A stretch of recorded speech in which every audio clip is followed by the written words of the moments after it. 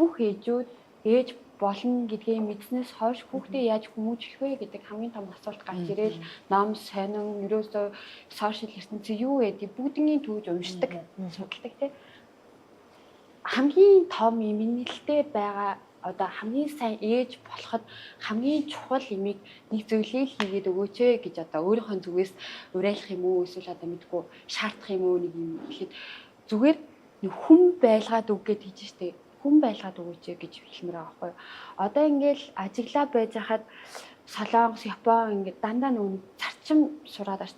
Завгүй те хичээлээ хий, дугууланд яв, урлагийн боловсралтай, спортын боловсралтай юм таньж мэддэг мундаг хүн болох гэдэг зорилго. А тэнгууд тэр дундаа хүн байх ингээд байгаа байхгүй юу?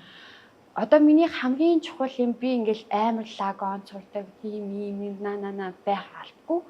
Хамгийн чухал юм нь ангийнхаа хамгийн хинтээж харьцахгүй байгаа хинж тоодгүй ганцаархнаа байгаа хүмүүстэй оч.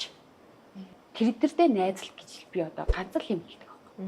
Тэгэхээр зүгээр яг нөгөө нэг сайн ээж байхын тулд сайн монгол хүн байх юм, сайн яг сэтгэлтэй хүн байхын тулд хамгийн ихэд ээжүүдийн номер 1 хийх ёстой зүйл бол хизээж бити хүн сэтгэлийг шарах өгдөг хүн болоорой тий. Хизээж бити хүнийг дээрлэхдэг хүн болоорой. Хүн болгоны зүрх сэтгэлийг сонсдог хүн болгоорой гэдгийг хамгийн ихэд хийх ёстой юм шиг санагдаад байгаа байхгүй.